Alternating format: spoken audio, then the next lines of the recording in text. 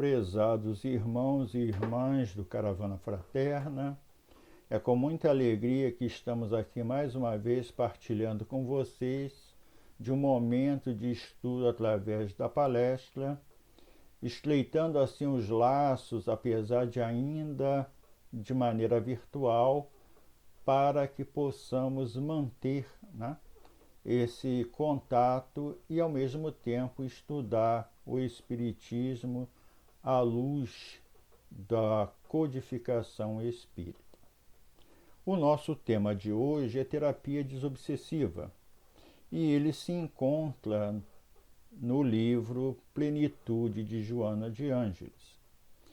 E, apesar do livro ter sido lançado pela primeira vez em outubro de 1990, o tema permanece tão atual como se ela pudesse ter escrito com o mesmo conteúdo nos dias de hoje.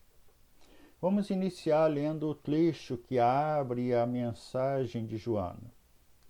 Diz ela: chaga moral do espírito. A obsessão tem uma generalização muito mais ampla do que se pode imaginar, tornando-se periodicamente uma virose de contágio célere, em face das circunstâncias que exige, como decorrência do processo evolutivo das criaturas e do planeta, que a impõem como necessidade saneadora dos volumosos compromissos negativos que permanecem na economia da sociedade.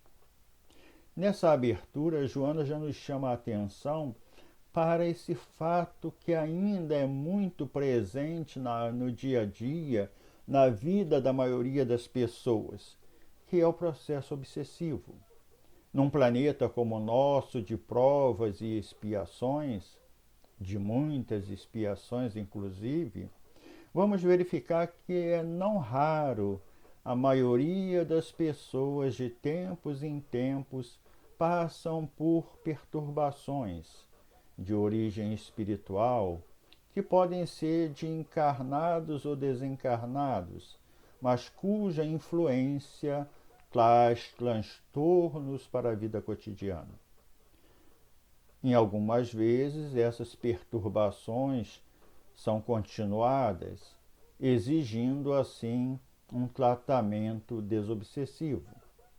Mas, como diz Joana de Ângeles, isso faz parte da rotina do planeta, onde, como ainda estamos em aprendizado, trazemos muitas vezes a possibilidade de cometer erros ou omissões que vão gerar distúrbios, vão gerar mágoas, trazer necessidades de ajustes que muitas vezes são cobrados por aqueles que se sentem vítima dos nossos atos no processo de vingança ou muitas vezes de perturbação continuada que vai gerar a obsessão e fazer com que a pessoa se obrigue a procurar os meios de dela se libertar.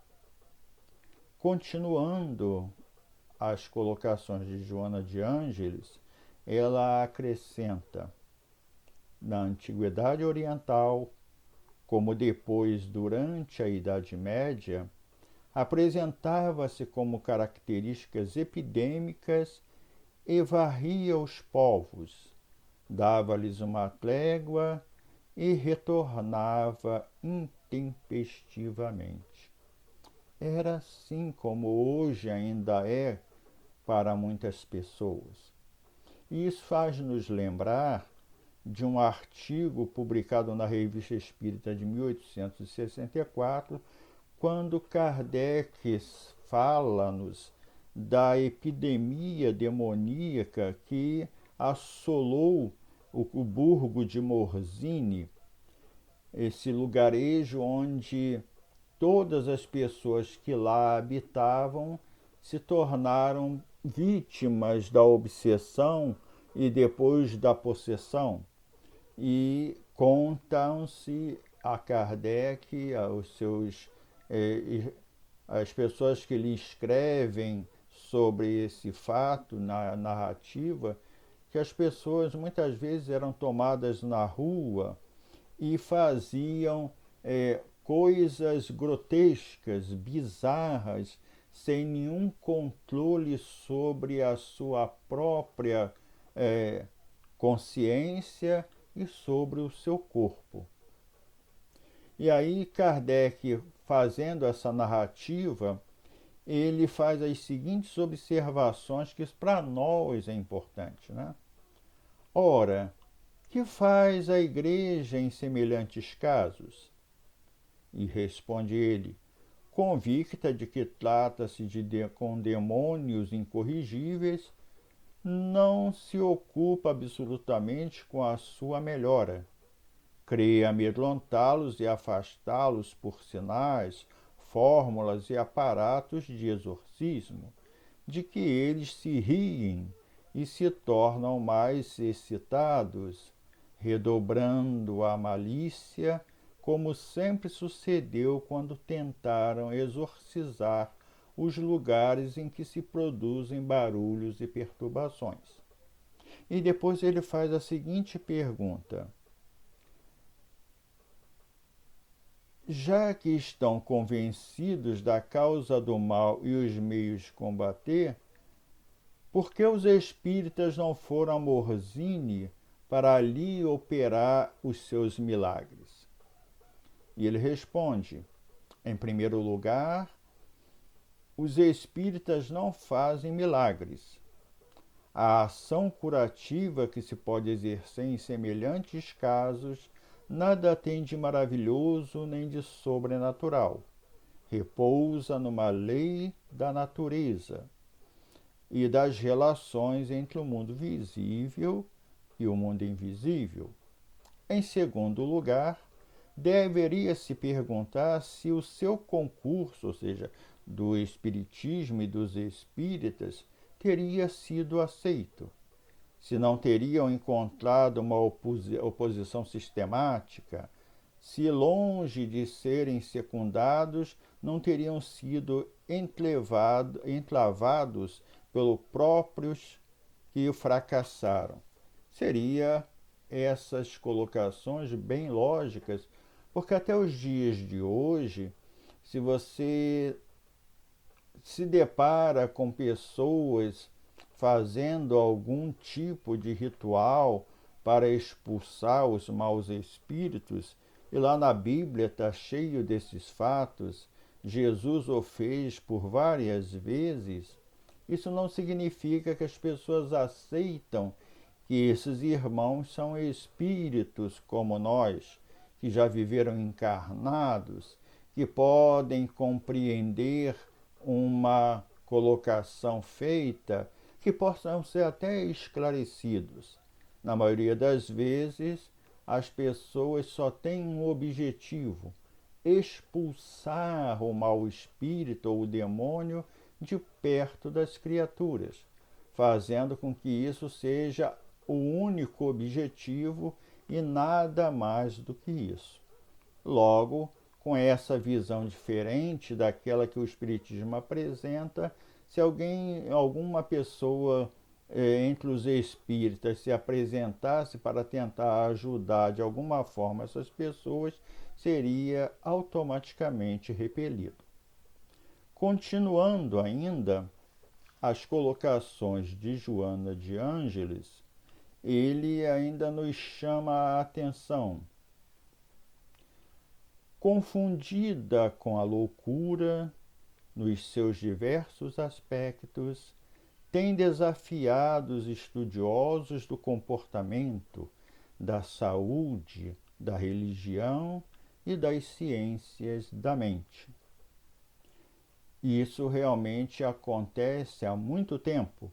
E vamos citar aqui um exemplo que está bem próximo de nós, que a ciência, já estudava isso, e um dos materiais, dessas pesquisas foi transformado em livro porque foi uma pesquisa feita por Bezerra de Menezes, ainda encarnado, e que ele transformou num livro chamado A Loucura sob Novo Prisma.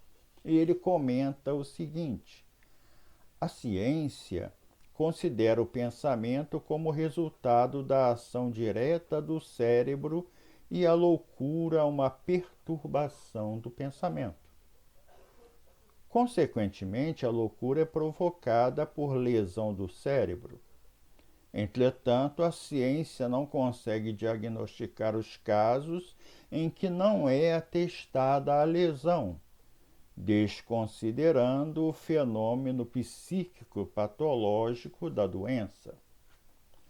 Os pacientes que a medicina considerou como casos incuráveis e que foram internados nos sanatórios espíritas obtiveram parcial ou total recuperação, apresentando novo prisma da doença. A doutrina espírita explica esses casos como resultado de um processo obsessivo. Este livro analisa o assunto considerando os diferentes aspectos da doença e suas variáveis, e mostra que, na maioria dos casos, a alienação mental é causada pela atuação de espíritos desencarnados sobre o doente. Está aí conclusões já tiradas por Bezerra de Menezes na década de 50, que foram continuando as pesquisas, concluídas que nem toda perturbação é lesão do cérebro. E por aí desenvolver-se os estudos da psicologia e que, ainda não conseguindo responder todas as questões, necessário foi criar vários tratamentos, como aquele que trabalha como a terapia de vidas passadas e outras, mas que, na verdade, o tratamento mais específico que ainda se apresenta é o tratamento da desobsessão, praticada pelos adeptos do espiritismo dentro das casas espíritas. Continuando as observações de Joana, nos diz ela: sutil em certas ocasiões, assume proporções inesperadas, levando a extremos lamentáveis aqueles que lhe tombam nas urdiduras. A humanidade tem-na sofrido, considerando-a em diversas épocas como castigo divino, e usado métodos de combate não menos cruéis por desconhecimentos de sua gênese, portanto, pela impossibilidade de enfrentá-la, de amenizá-la com recursos hábeis e eficazes. Mais uma vez, essa colocação de Joana nos faz lembrar dos processos do exorcismo que foi praticado em larga faixa na Idade Média e que ainda hoje encontramos em alguns templos religiosos. No cristianismo, o exorcismo significa conjurar o espírito, eliminar sua influência sobre pessoas, objetos, situação ou lugares.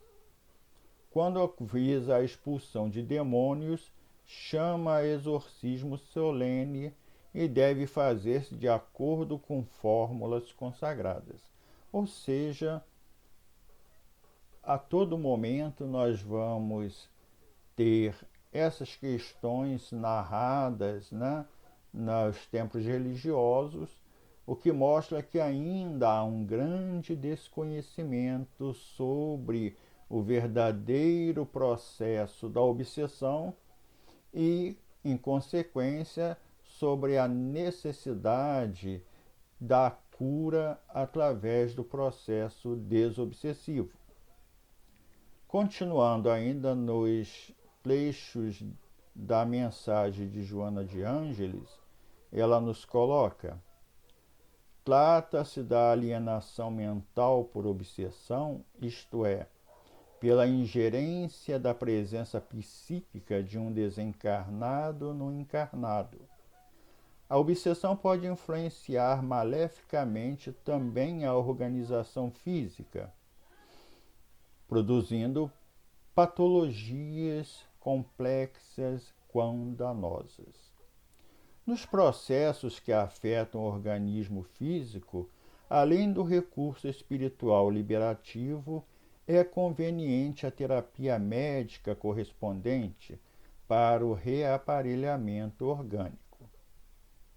Da mesma forma, a constante ingestão psíquica de onda mental, e isso já nos afirma Joana de Ângeles na sua mensagem psicografada por Divaldo Pereira Franco em dezembro de 2009, produz distúrbios orgânicos variados, que facultam a instalação de germes destrutivos da saúde ou provocam por si mesmos degenerações celulares, ulcerações, disfunções de diversos órgãos.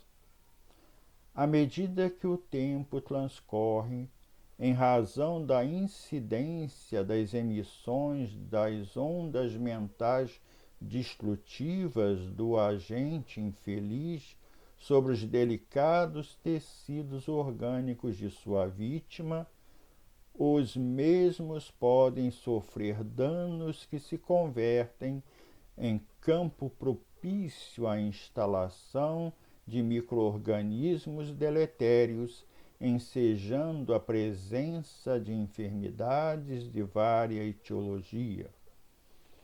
Isso significa que, como afirma Joana de Ângeles nesta mensagem, o que começa na mente como uma perturbação mental, como uma ingerência de uma vibração destrutiva, desequilibrada, de um espírito infeliz sobre a sua vítima, prolongando-se, pode chegar à condição de enfermidade após aquela possibilidade de o perispírito estar sendo bombardeado por essas vibrações desequilibradas, passar para o corpo físico o resultado destas perturbações, gerando não diretamente uma doença física, muitas vezes, no primeiro momento, apenas a doença psíquica,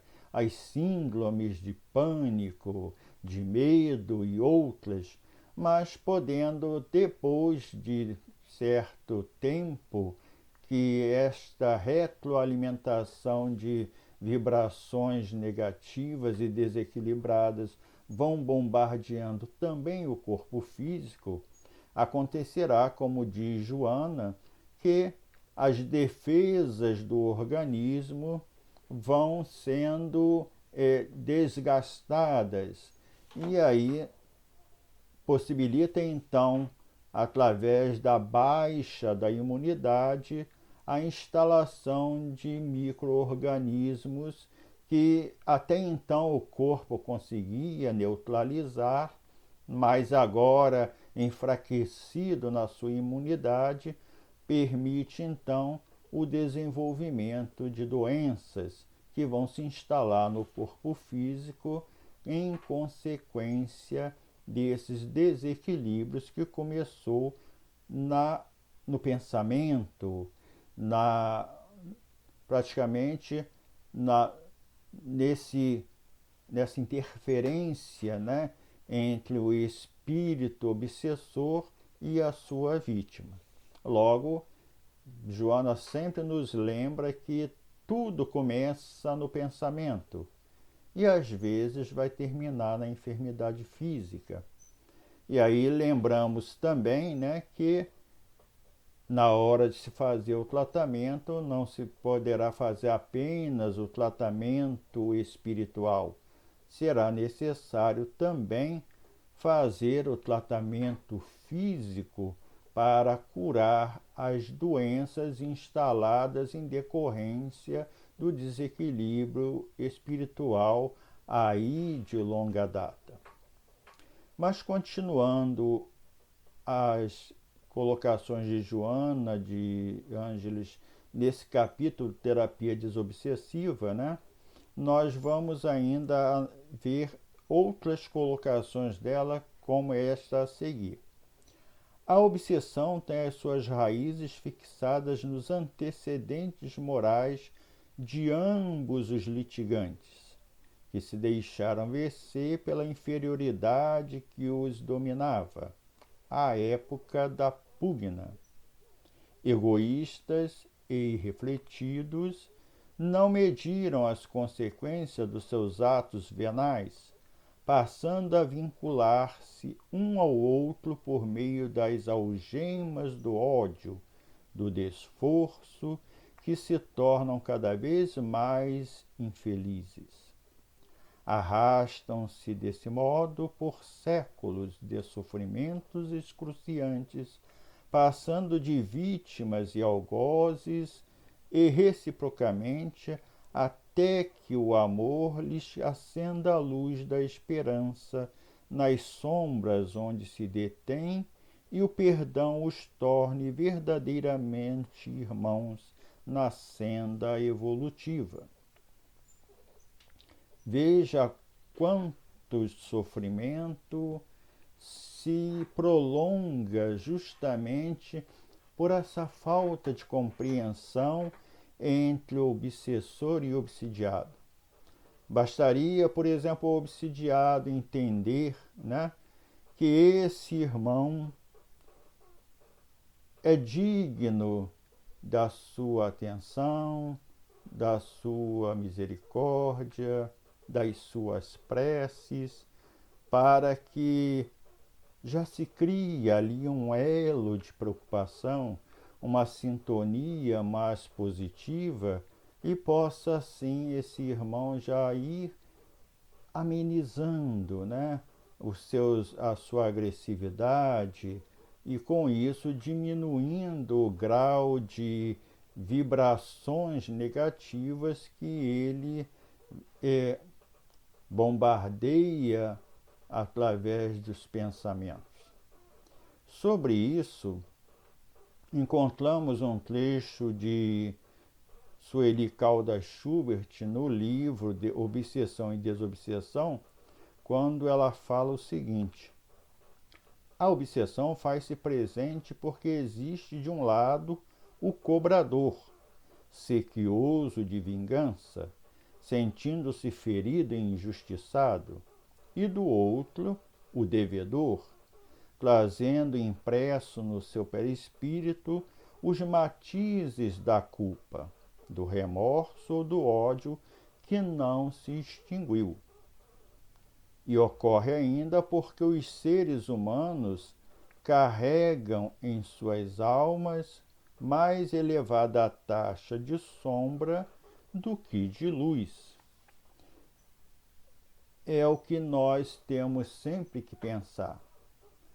Por que estamos sendo vítimas de uma vibração de desequilíbrio, de uma obsessão, de uma perturbação psíquica continuada?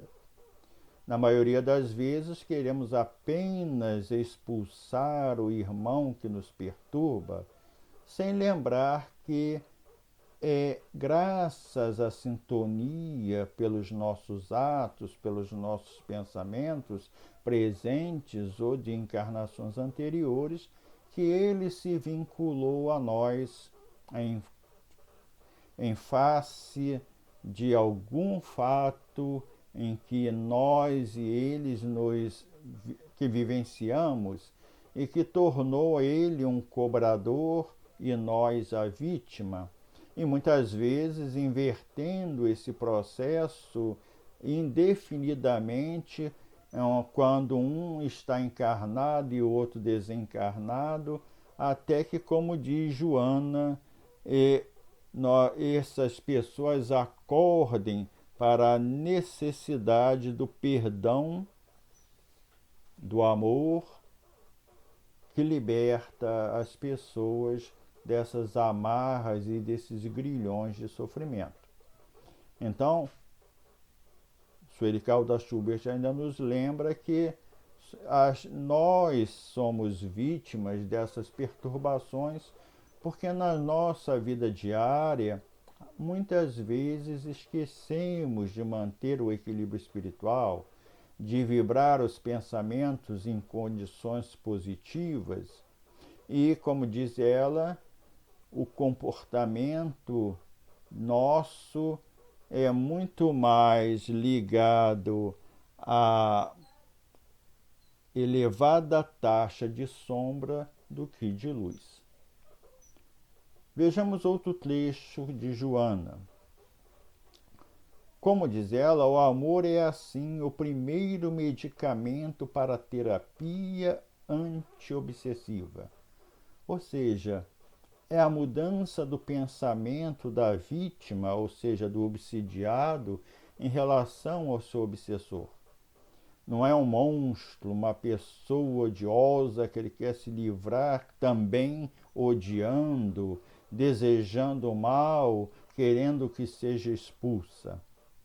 É encarar que ali existe uma pessoa humana, mesmo desencarnada, precisando de atenção, de esclarecimento e de sentimentos de amor, para que ela se sinta acolhida e valorizada e possa mudar os seus objetivos e atenuar as suas vibrações. E ela continua: abre as portas à esperança e esclarece quanto às sagradas finalidades da vida, proporcionando o perdão que suaviza as dores produzidas pelas ulcerações do ódio, enquanto persistam o ressentimento e a malquerença, a desconfiança e o rancor, a obsessão permanece como ácido queimando as delicadas engrenagens da casa mental e produzindo as alienações tormentosas. Enquanto o amor não luz defraudado ante a mudança de comportamento do seu adversário, eis que o problema permanece. A maioria das vezes é o obsessor que fortalece os desequilíbrios que vão prejudicar a si mesmo. É justamente quando ele, ao invés de compreender que precisa restabelecer um vínculo afetivo com aquele que lhe é algoz, apresenta, ao contrário, o mesmo ódio, o mesmo rancor, a mesma mágoa, que não deixa de ser exatamente a influenciação, o princípio adotado pelo obsessor para fazê-lo sofrer o seu domínio, né? E isso então faz com que a obsessão só piore a cada dia. Mas à medida que as pessoas vão mudando de opinião, as coisas poderão ir melhorando. É por isso que lembramos sempre que a obsessão é um tratamento feito a dois, ou até mais de dois, onde a pessoa que é vítima e aquele que é considerado o algoz tem que se fazer um tratamento simultâneo na casa espírita, enquanto nas reuniões mediúnicas de desobsessão o irmão desencarnado está sendo esclarecido, por outro lado, o irmão encarnado tem que passar pelo tratamento da evangelioterapia, ou seja, assistir às reuniões do Evangelho, tomar o passe fluídico para a reorganização das suas forças e reequilíbrio das suas vibrações, e também não deixar de fazer o tratamento com a água fluidificada, que é o remédio que há de prolongar os benefícios que a terapia do passe e a terapia do evangelho vai sempre oferecer. Por isso mesmo, Joana ainda complementa: a mediunidade, por outro lado, é a grande oportunidade que faculta a identificação e a cura das obsessões, porque é através dos seus delicados mecanismos que elas se manifestam e por eles mesmos que se podem entender os agentes indigitados. Ou seja, a mediunidade, principalmente aquela praticada pelas casas espíritas, à luz dos postulados da doutrina, é a única capaz de desenvolver todo um processo de conhecimento das causas e efeitos da obsessão e a partir daí, a partir dessas análises, desenvolver todo um tratamento desobsessivo. Não é uma coisa feita às escuras, como acontece em outros momentos, em outros templos religiosos, onde a ideia é expulsar o espírito e acabar com o sofrimento da vítima.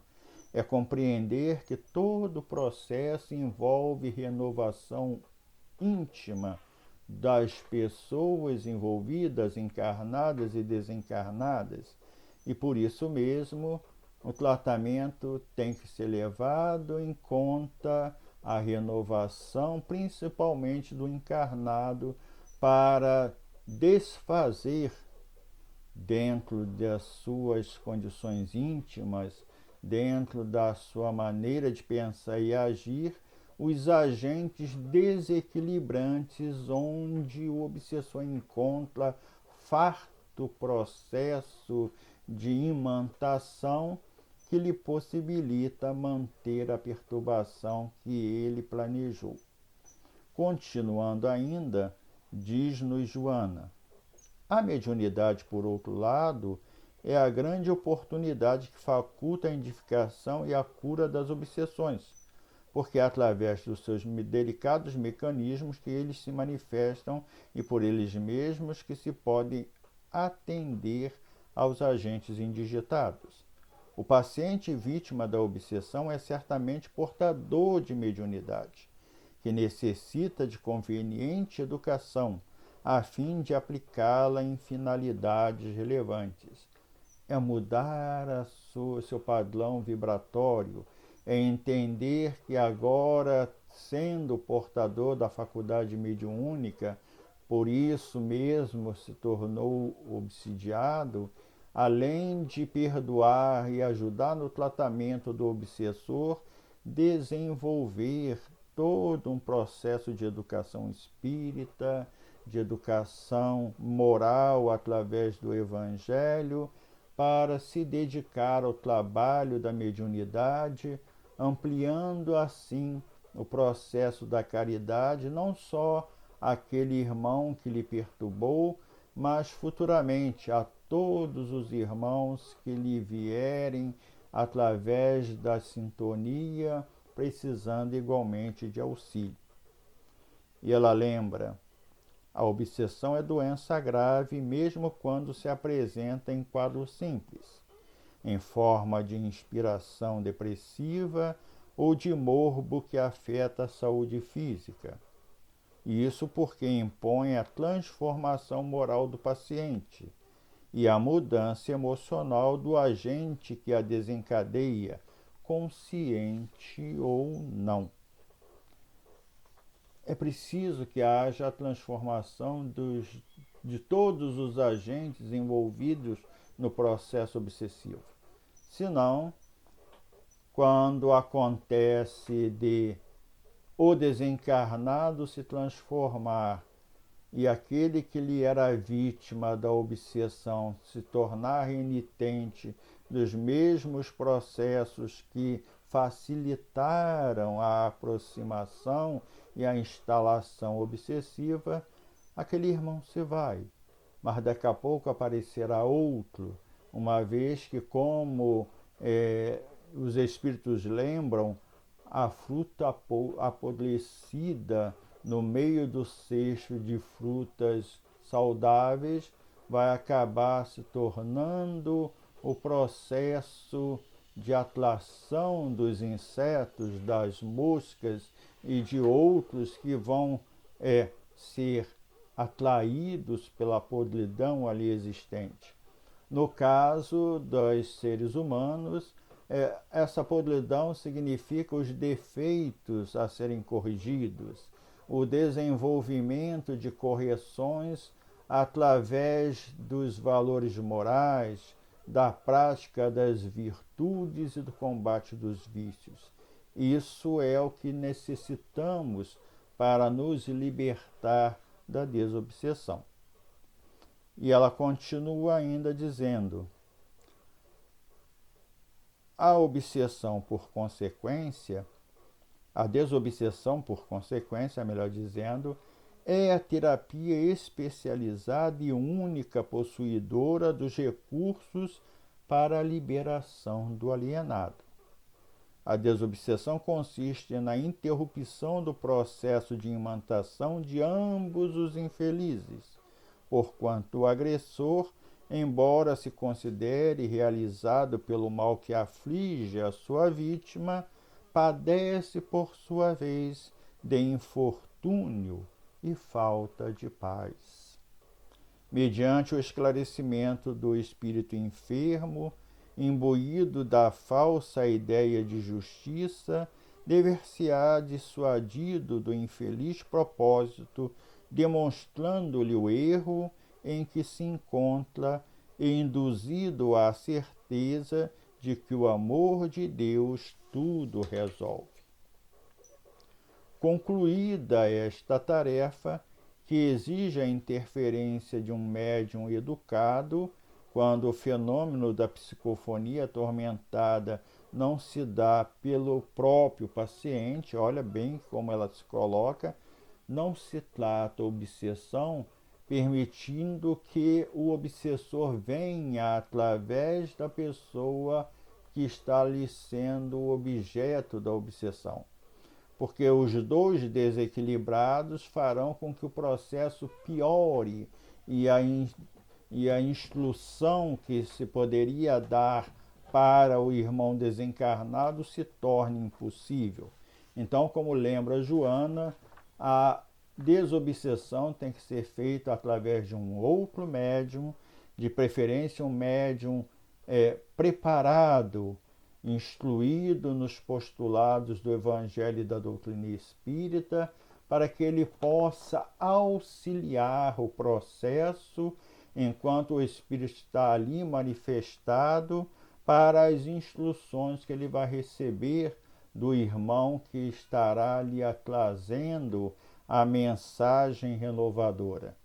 Então, não se pode nunca utilizar do médium enfermo, que é o obsidiado, para tratar o obsessor, já que os dois em sintonia faria com que o processo piorasse ao invés de obter a melhora tanto almejada.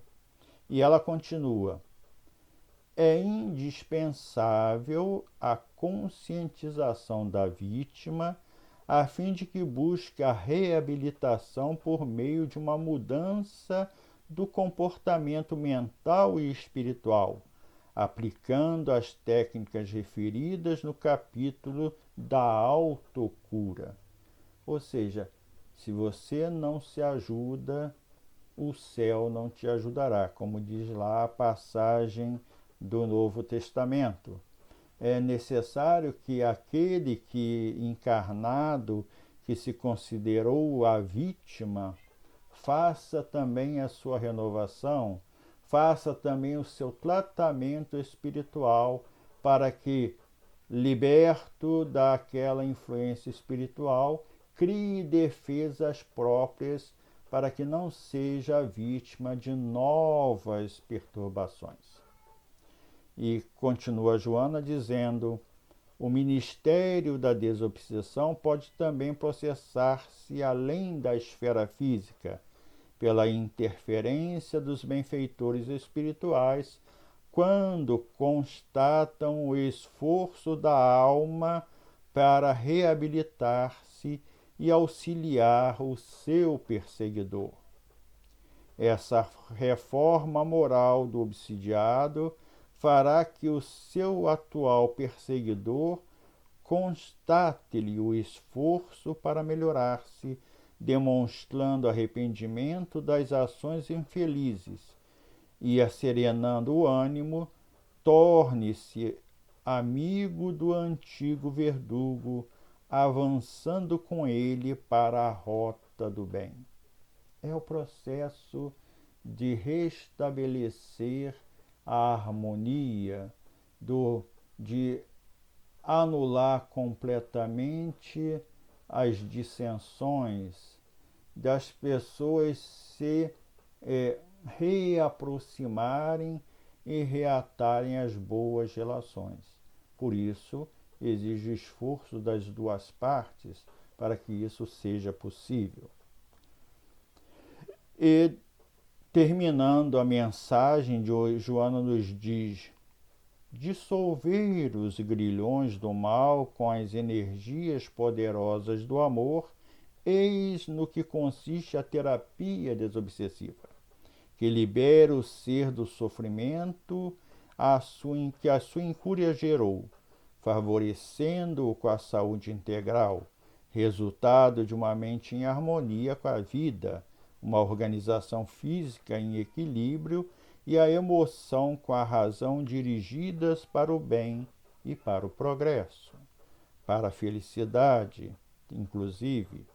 Se os médicos são mal-sucedidos tratando da maior parte das moléstias, é que tratam do corpo, sem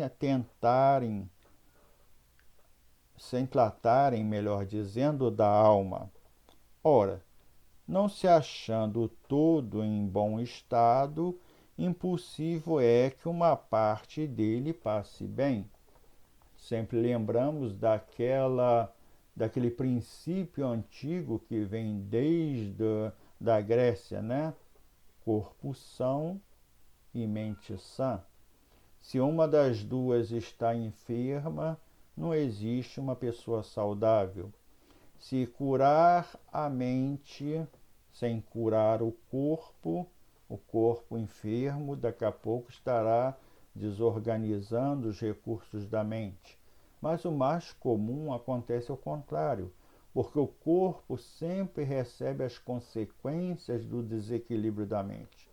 Então, antes de curar a doença do corpo, ou no decorrer do tratamento para a cura da doença do corpo, é necessário também curar a doença da alma, percebendo exatamente aonde está a causa da perturbação espiritual que gerou aquela enfermidade física ou que fez com que a imunidade baixasse para que se instalasse as doenças.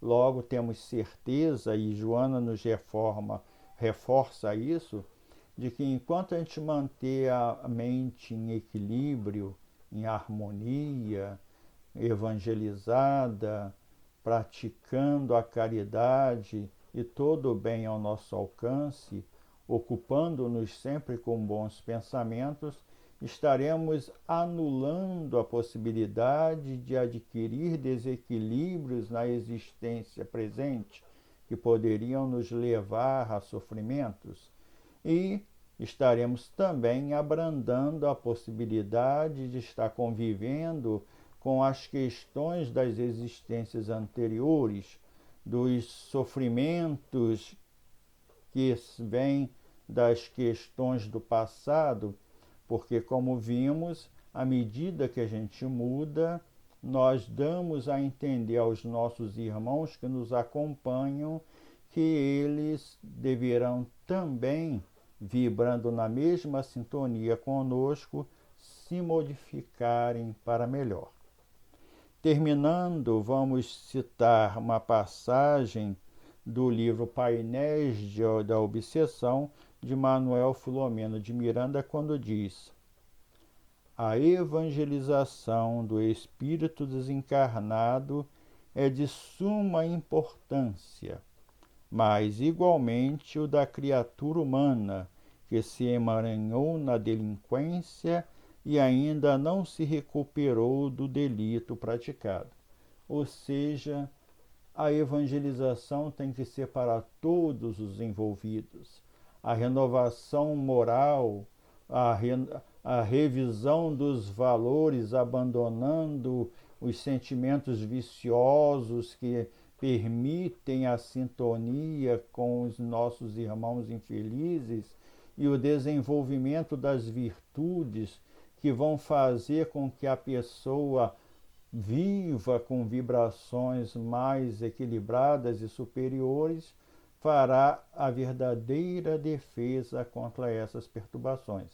Então, evangelizemo-nos sempre, procuremos estudar os princípios morais do Evangelho, procuremos estar sempre estudando e praticando as boas lições que os Espíritos nos trazem em todos os tempos, e que não é exceção nos dias de hoje, já que somos renitentes no aprendizado e os Espíritos pacientemente estão sempre repetindo as mesmas lições.